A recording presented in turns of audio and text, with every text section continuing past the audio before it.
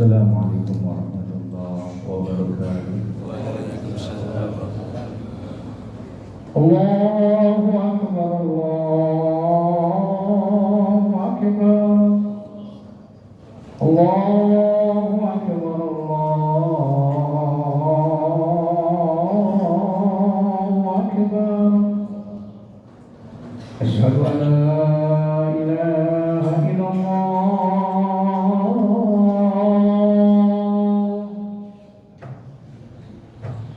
Asyhadu an la ilaha illallah.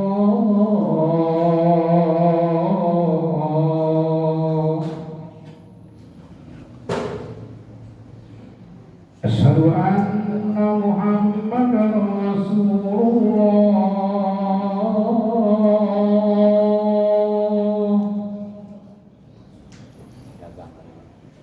Asyhadu anna Muhammadar Rasulullah.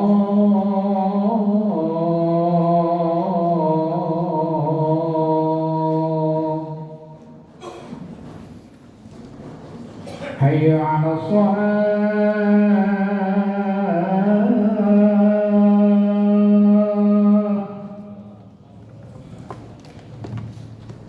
Hayya 'ala shalah.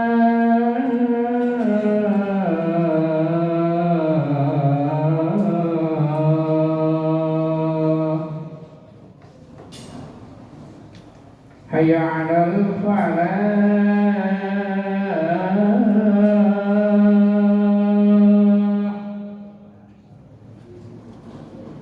Hayya 'alal falah.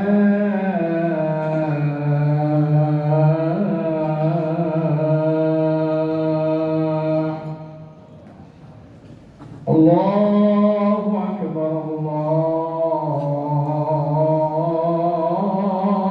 akbar.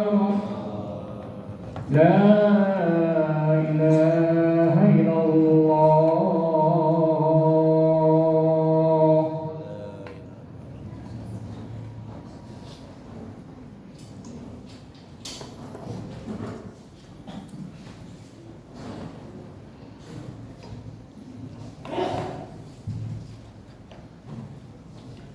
Alhamdulillah.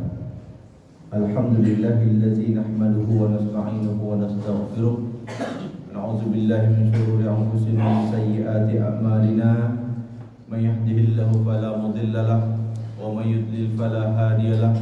Asyhadu an la ilaha illallah wa asyhadu anna Muhammadan 'abduhu la nabiyya ba'dah. Al-mab'uts rahmatan lil 'alamin. Allahumma salli wa sallim ala habibina wa syafi'ina wa qurrati a'yunina sayyidina Muhammadin wa ala alihi wa ashabihi ajma'in. Amma ba'du, fa ya ibadallah, usikum wa nafsi bi taqwallah faqad fazal muttaqun kama amara Allah ta'ala fi kitabihil karim. A'udzu billahi minasy syaithanir rajim. Ya ayyuhalladzina amanu taqullaha haqqa tuqatih wa la tamutunna illa wa antum muslimun. Kemarin kita mendengarkan takbir yang sama seperti yang kita dengarkan beberapa waktu sebelumnya. Allahu akbar, Allahu akbar, Allahu akbar. Takbir yang sama juga kita kumandangkan saat Idul Fitri. Ada korelasinya. Ketika Idul Fitri, kita terlahir sebagai manusia yang dilahirkan dari ibu kita bersih tanpa noda. Karena tujuan Idul Fitri, tujuan ibadah di bulan Ramadan adalah menghasilkan pribadi yang takwa, dan itu bisa dilihat saat Idul Fitri. Dan pembuktian dari ketakwaan itu adalah apa yang kita lakukan kemarin, hari ini, bahkan mungkin besok. Itu ibadah berkurban, menyembelih udhiyah, hewan yang dikurbankan untuk Allah Subhanahu wa ta'ala. Apa Allah butuh kurban kita? Tidak. Lalu untuk apa kita berkurban? Allah jawab dalam Al-Quran, La yanalullaha luhumuha wala dima'uha. Tidak akan pernah sampai dari sembelihan kalian itu dagingnya, dan tidak akan pernah pula sampai dari hewan sembelihan kalian itu darahnya kepada Allah Subhanahu wa taala. Walakin yanaluhu taqwa minkum. Tapi yang sampai kepada Allah adalah ketakwaan kalian kepada Allah Subhanahu wa taala. Maka berkurban adalah bukti dari ketakwaan kita kepada Allah Subhanahu wa taala. Apa korelasi selanjutnya? Di Idul Fitri kita diwajibkan untuk mengeluarkan zakat fitrah yang merupakan makanan pokok dari kita. Sekarang kita diperintahkan untuk berkurban yang merupakan lauk dari makanan pokok itu. Bisa jadi ada di antara teman-teman kita, tetangga kita, saudara kita, umat Islam yang makan daging cuma ketemu setahun sekali saat Idul Adha. Maka barang siapa yang punya kemampuan untuk mengeluarkan, untuk membeli hewan ternak untuk kurban, maka belilah. Para ulama terbagi menjadi dua pendapat. Orang yang mampu beli hewan kurban tapi nggak mau, maka hukumnya haram menurut pendapat Imam Mazhab Hambali. Adapun menurut Mazhab Syafi'i, berkurban hukumnya sunnah muakkadah, sunnah yang sangat dikuatkan. Karena ada sebuah hadis, barang siapa yang mampu berkurban lalu tidak mau berkurban, la taqarrabanna musallana, jangan dekati musala, jangan dekati tempat salat kami. Hari tasyrik masih ada, masih berlaku. Bagi yang mungkin belum ada kemauan, mungkin setelah dengar khutbah ini jadi ada kemauan. Tapi pada kesempatan yang singkat ini, Al-Fakir hanya ingin membahas tentang keteladanan Nabiullah Ibrahim alaihissalam. Wabil khusus bicara tentang dakwah dan pengorbanan beliau. Allah Subhanahu wa taala memuji Nabiullah Ibrahim, menyebutkan begitu banyak keutamaannya.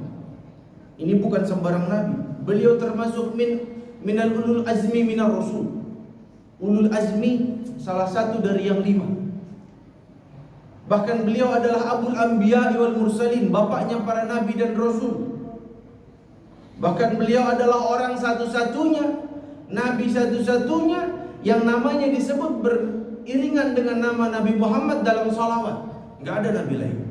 Allahumma salli ala sayyidina Muhammad wa ala ali sayyidina Muhammad kama shallaita ala sayyidina Ibrahim. Enggak ada nabi lain. Beliau adalah rasul yang disebut oleh Allah sebagai innahu awwah, orang yang selalu mengeluh kepada Allah Subhanahu wa taala. Gak ada tuh ngeluh kepada manusia, ngeluh kepada tetangga, ngeluhnya hanya kepada Allah Subhanahu wa taala. Dari keturunan beliaulah lahir para nabi dan rasul. Dari jalur Ishak banyak nabi, Yakub, Yusuf dan seterusnya. Dari jalur Ismail ada nabi, nabi kita semua, Nabi Muhammad sallallahu alaihi wasallam. Apa yang bisa kita teladani dari beliau? Poin pertama adalah dakwahnya. Allah Subhanahu wa taala memuji Nabiullah Ibrahim sebagai uswatun hasanah. Satu-satunya nabi selain Nabi Muhammad yang dijadikan sebagai uswatun hasanah adalah Nabiullah Ibrahim. Enggak main-main, 2 ayat. Mumtahanah ayat 4, qad kanat lakum. Al-Mumtahanah ayat 6. Persis seperti Al-Ahzab ayat 21. Laqad kana lakum fihim uswatun hasanah liman kana yarjullaha wal yawmal akhir. Dan Allah Subhanahu wa taala menceritakan begitu luar biasanya dakwah Nabiullah Ibrahim alaihissalam.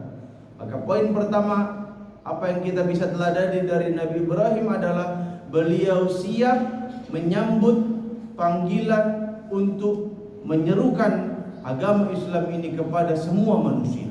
Siap agar beliau menjadi orang yang berdakwah, siap menjadi dai. Kalau kita mau meneladani Nabiullah Ibrahim, kita pun harus siap menjadi dai. Tapi saya bukan ustaz, Emang siapa bilang dakwah wajib cuma kepada ustaz? Wal takum minkum ummatu yad'una ilal khair. Sebagian ulama menafsirkan kata min dalam ayat ini artinya litabai, sebagian. Tapi sebagian ulama lain mengatakan min di sini lil bayan, semuanya.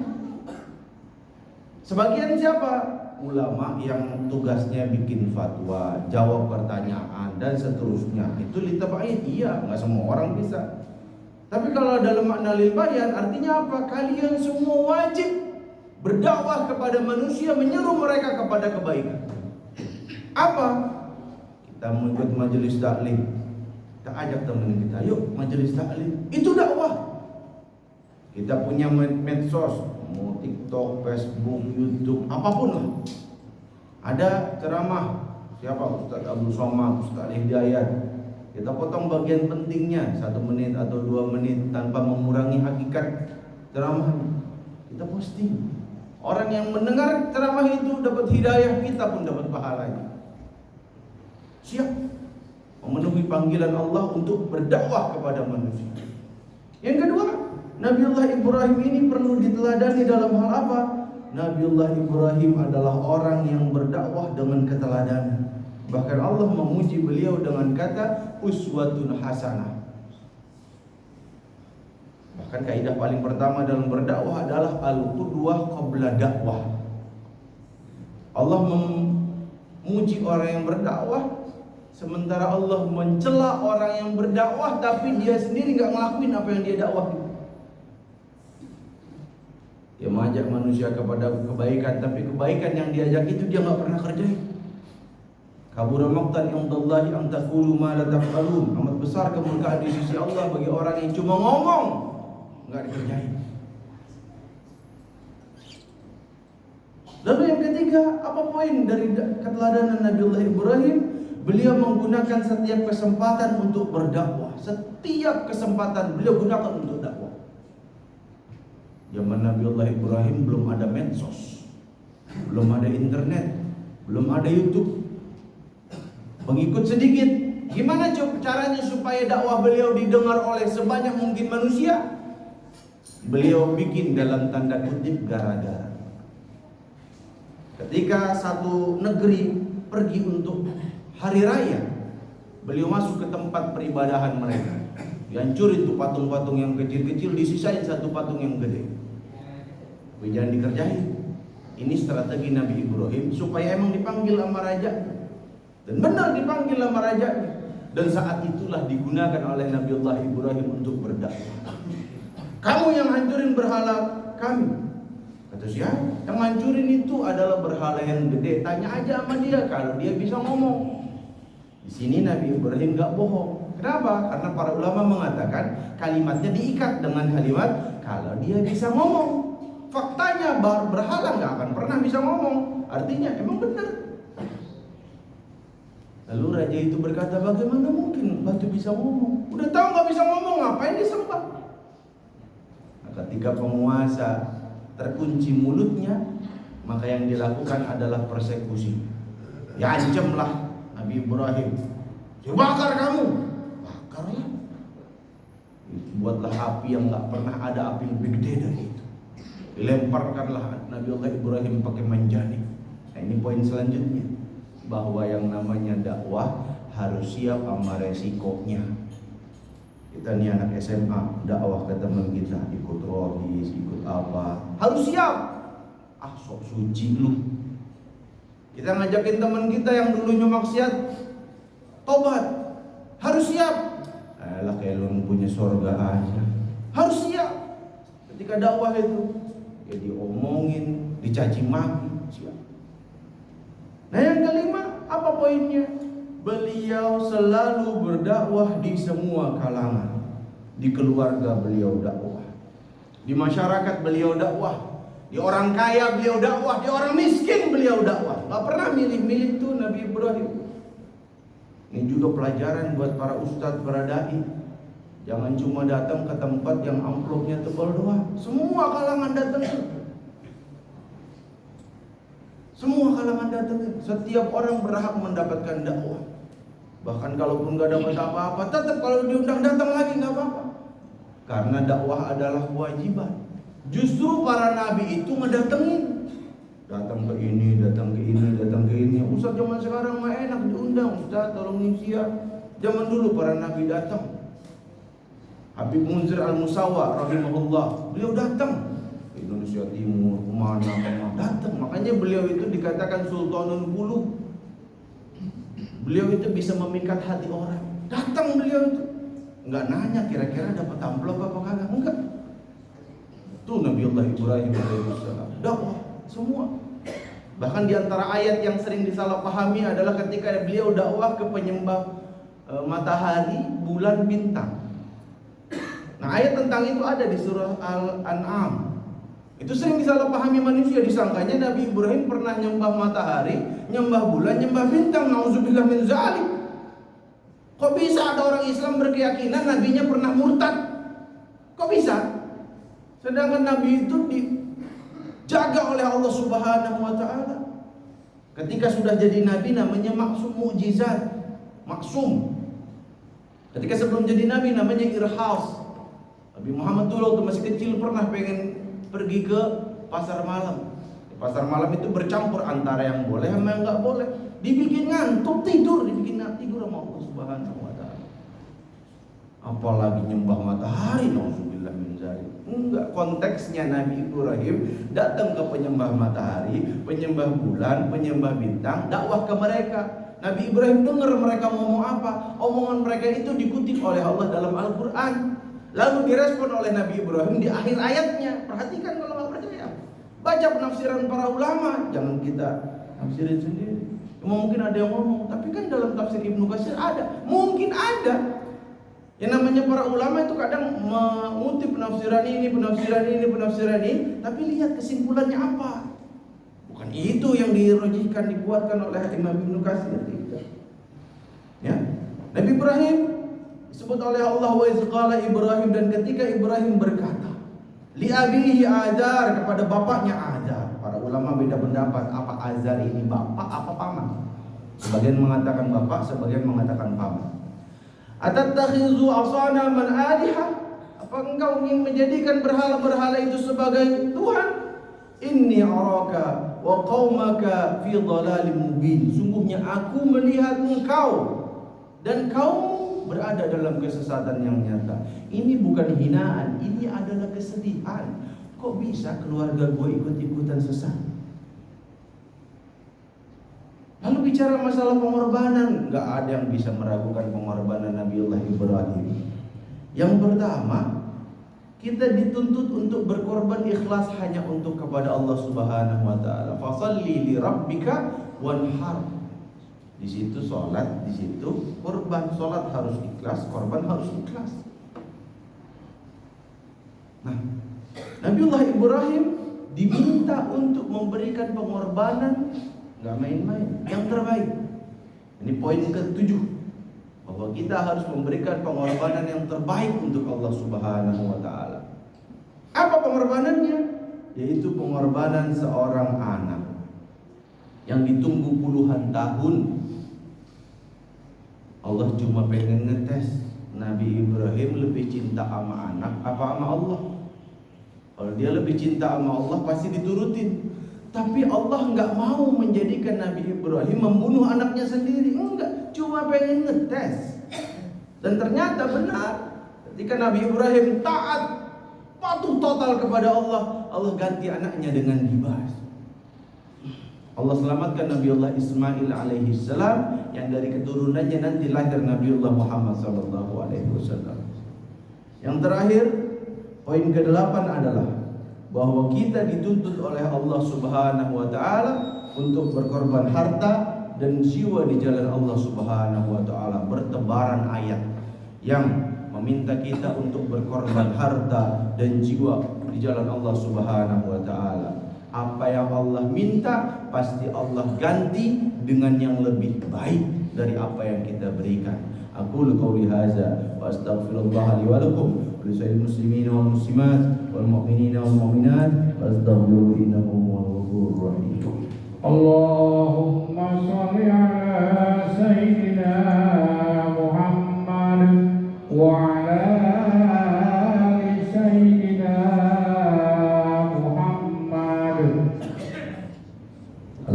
لله الذي أرسل رسوله بالهدى ودين الحق ليظهره على الدين كله وكفى بالله شهيدا أشهد أن لا إله إلا الله وأشهد أن محمدا عبده ورسوله لا نبي بعده المبعوث رحمة للعالمين اللهم صل وسلم على حبيبنا وشفينا وقرة أعيننا سيدنا محمد وعلى آله وأصحابه ومن تبعهم بإحسان إلى يوم الدين أما بعد فيا عباد الله أوصيكم ونفسي بتقوى الله فقد فاز المتقون كما أمر الله تعالى في كتابه الكريم أعوذ بالله من الشيطان الرجيم يا أيها الذين آمنوا اتقوا الله ولتنظر نفس ما قدمت لغد واتقوا الله إن الله خبير بما تعملون إن الله وملائكته يصلون على النبي يا أيها الذين آمنوا صلوا عليه وسلموا تسليما اللهم صل على سيدنا محمد وعلى آل سيدنا محمد كما صليت على سيدنا إبراهيم وعلى آل سيدنا إبراهيم وبارك على سيدنا محمد وعلى آل سيدنا محمد كما باركت على سيدنا إبراهيم وعلى آل سيدنا إبراهيم في العالمين إنك حميد مجيد اللهم اغفر للمسلمين والمسلمات والمؤمنين والمؤمنات الأحياء منهم والأموات إنك سميع قريب مجيب الدعوات يا قاضي الحاجات ربنا هب لنا من أزواجنا وذرياتنا قرة أعين واجعلنا للمتقين إماما اللهم أغننا بحلالك عن حرامك بطاعتك عن معصيتك بفضلك من سواك ربنا آتنا في الدنيا حسنة في الآخرة حسنة وقنا عذاب النار سبحان ربك رب العزة عما يصفون وسلام على المرسلين والحمد لله رب العالمين أقيم الصلاة